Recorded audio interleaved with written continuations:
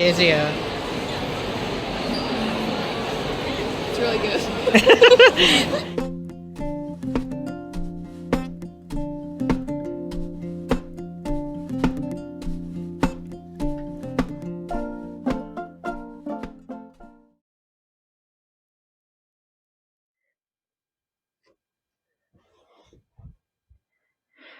Hello everybody, Kalesbug here. I just got back from America yesterday, and while I was flying home in the middle of my flight, I found out that the studio that I work for is going to be closing for a while, so in about 2 weeks I won't have a job. And obviously that's really upsetting and it's stressful, but I'm trying to look at this as an opportunity to jump into my freelance online shop, Artist Alley, a little bit harder, as well as YouTube. So for this video, I'm going to be focusing on showing my revamp of my Artist Alley table. I've had some ideas for how I want to redo my table for Auckland Armageddon, so I'm going to take you through that process. And I have a couple events between now and Armageddon, so I don't know if I'm going to film those, and if I do, then the upload order is going to be a little bit weird. But in the meantime, I've had a lot of mail while I've been away because I've been buying stuff for my setup, and I'm going to unbox those with you today. This wasn't really meant to be like an unboxing haul video, but we've got so much here that we may as well do a little bit of a show and tell. I've got stuff from AliExpress, Vistaprint, and Amazon, and we're going to go through and I'll tell you why they're all for. So I bought a bunch of beads and pieces for attaching to some of my blind boxes for one of this new series that I'm starting. These are little leaf beads. I'm not actually entirely sure yet if I'm going to attach these, but I have them if I use them. Now, one of the things I wanted to do on my table was having a roll for a discount kind of interactive thing on my table. So I got a couple of cheapy D20s that I don't care about if somebody accidentally steals it, or purposefully, but just something that I can have people roll with on the table, and it's not too precious to me.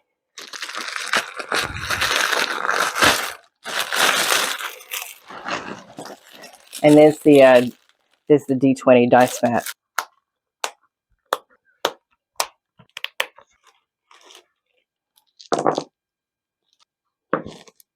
You got an 8.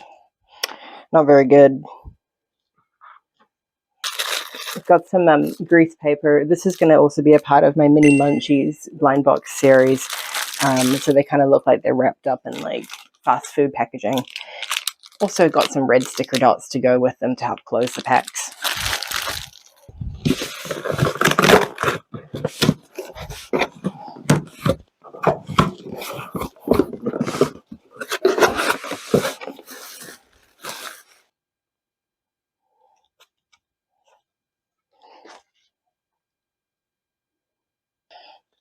Now this is my banner.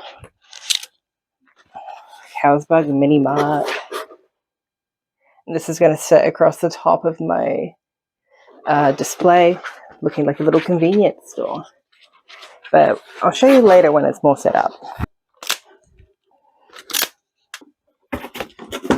Now for our Amazon parcel.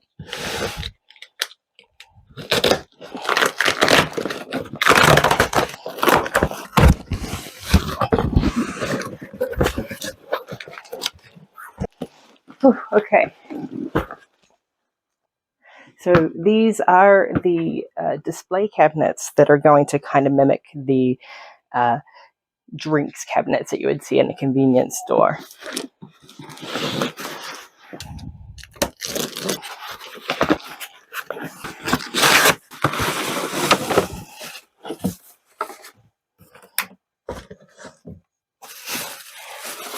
Oh, I hope this thing comes with instructions.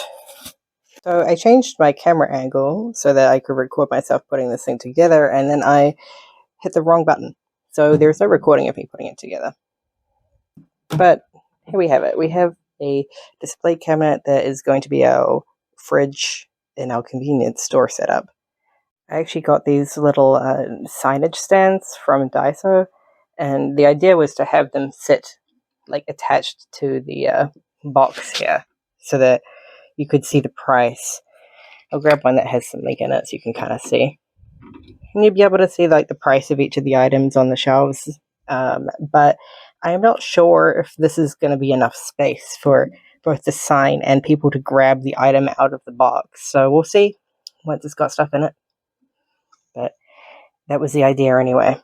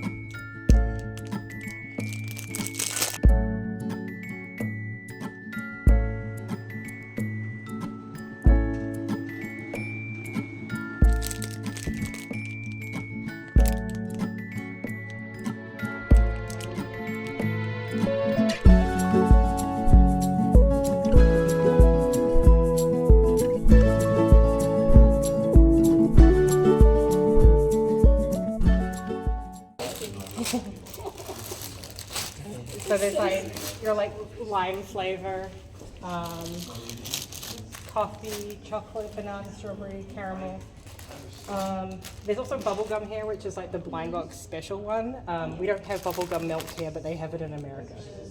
Not bubblegum, candy floss. Candy floss. But yeah, and the rest of the little trash animals. And the munchies ones. They look so edible. Yeah.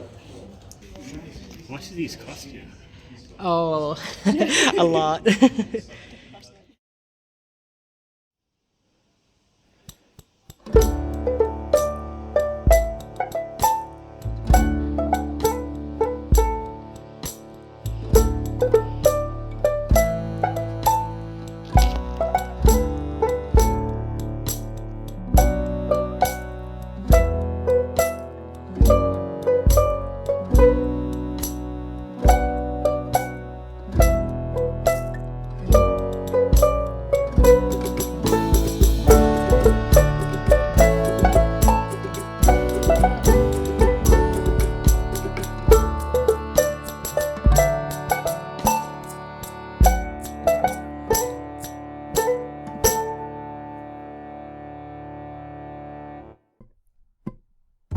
You are the apple of my eye, and you're all the other fruits too. If I had a dime for all the times I said I love you, I'd have enough to buy a house or two. And I mean it, I wanna hold your hand and sway, like those silly cows when the jazz began to play. And I mean it, you make me go weak at the knees. Thank you. Oh my god, please go back together. It's like the worst little piece to come apart. It's like right in the middle. Yeah. Oh, I think that's it. Woohoo! Okay, cute. Very, very cute.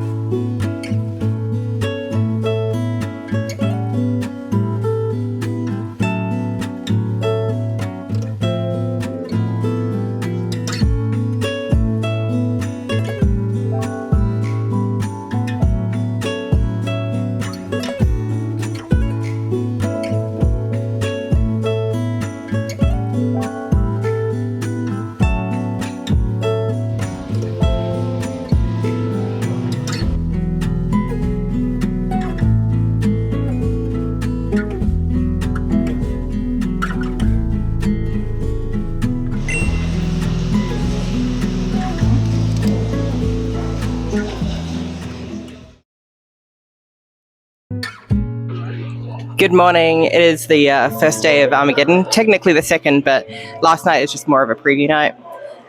Kezia and Leia just got here, so we're still setting up.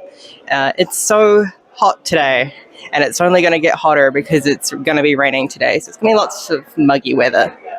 Currently, my FPOS machine is not fully charged and will not reach full charge for whatever reason, so we're going to see if the guy that runs these can come and bring me a new one today, but for right now, all I can get to is 63%, and I am not going to last the day on 63%.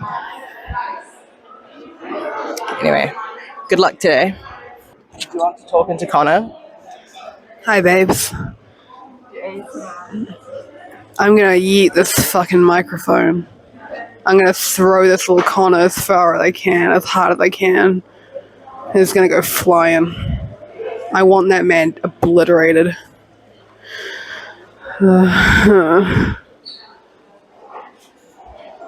this recording? What? Is this recording? Yeah, that's recording. Enjoy that. Enjoy whatever the hell I just said.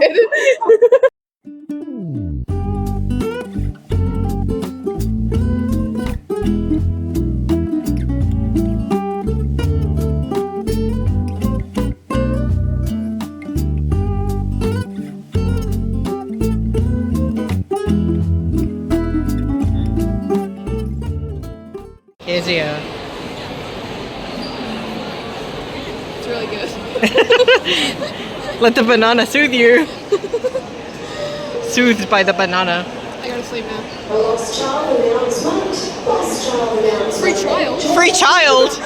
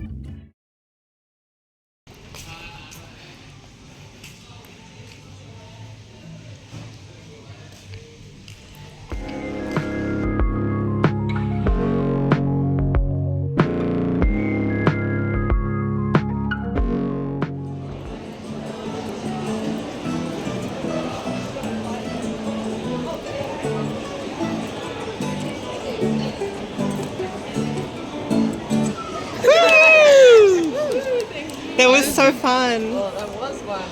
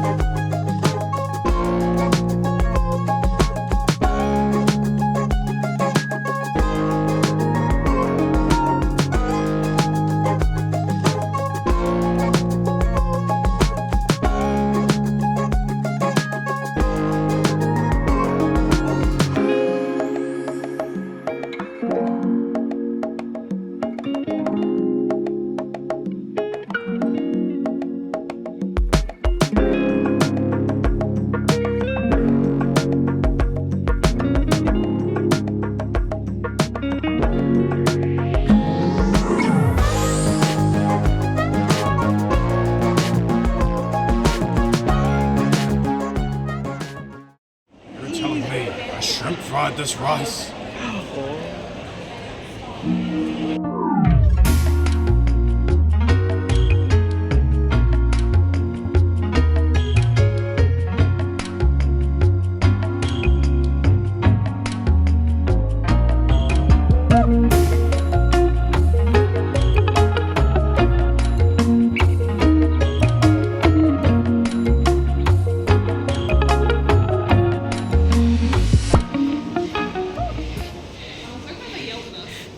Yay! Yeah.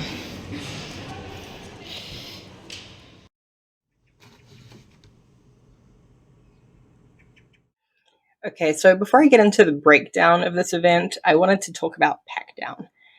This event closes at 5 on the Monday, and before the show even closed, there were volunteers in their high-vis vests walking around, and the second the show closed, they are asking us to pack our tables down. And usually the artist alley has a trade table, and if you don't know what a trade table is, this is where artists will put artwork that they don't want to keep onto the trade table, and it's a little bit of a free-for-all where people can leave something, take something, and it's just a little fun after event activity. And so this has happened at Armageddon quite a few times before as well. However, I spent 6 hours setting up my table, so I needed all the time I could get to pack down my table. So I didn't actually end up going to any of the trade tables, but there was one happening near me, so I could see what was happening there. And by 5:20, the volunteers were really starting to rush us. And there was one volunteer in particular who was honest to God screaming at people, yelling, "Get your shit off the tables or I'm going to flip them." And he was particularly angry at the trade table that was happening nearby. And I did hear that somebody had a panic attack because he was screaming and clapping in their face. So that fucking sucks. Needless to say, it was a really stressful pack down. And I kind of freaked out the entire time thinking, how am I going to pack down something that took me 6 hours in less than 30 minutes? A different volunteer also came into the backside of our booth and started looking around through our stuff. And we asked them, like, hello, like, what are you looking for? And they just ignored us. And we repeatedly asked them, like, hello, like, do you need something? Can we help you? And they were like, oh, we're looking for chairs. And we're like, you could have just asked. Just very rude. Later, another volunteer actually came up and spoke to us to do damage control because of the way the volunteers had been treating the exhibitors.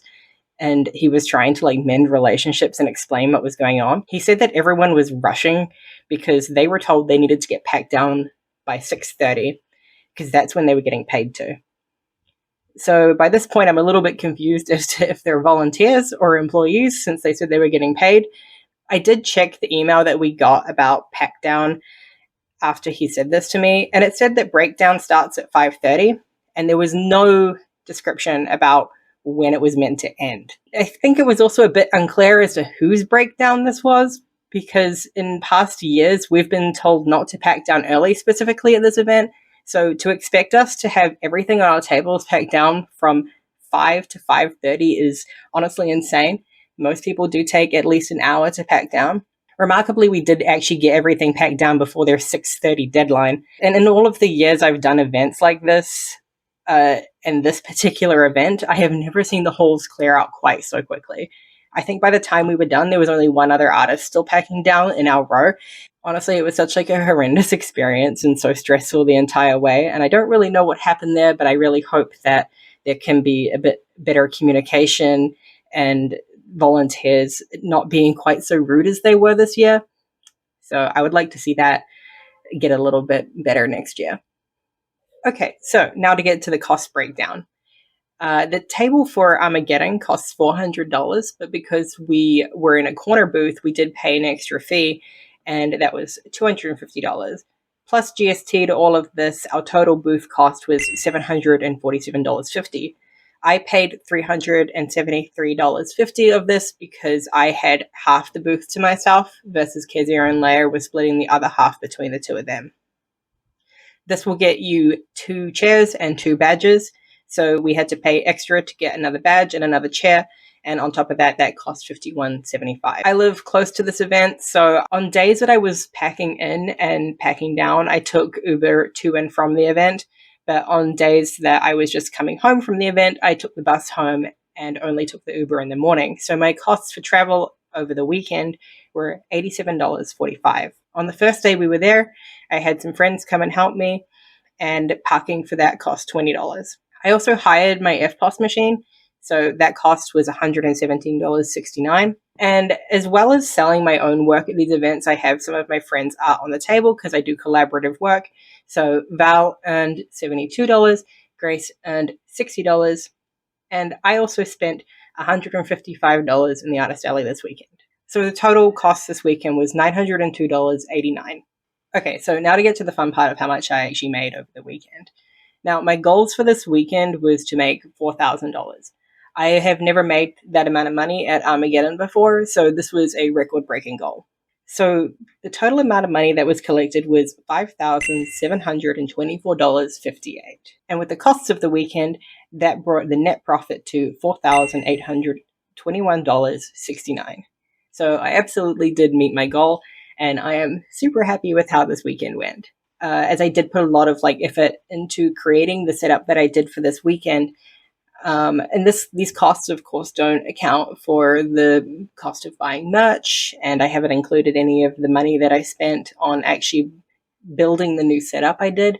So there is extra costs there that may have brought my net profit down a little bit, but to be honest, I didn't keep it quite as close a track on it as I have some of these other things. Anyway, thank you so much for watching this, and I really hope you enjoyed or got something out of hearing this and what the breakdown of costs are. New Zealand events aren't quite as profitable as American events, obviously, because we don't have quite as much spending power here, but this is still a very successful weekend for me. Anyway, thank you so much for watching, and I hope that you enjoyed watching the vlog and maybe got something out of the breakdown information, and I hope that in the future I can make more of these. We don't really get that many events here in New Zealand, so I'll try to record when I can, and hopefully see you again in the future.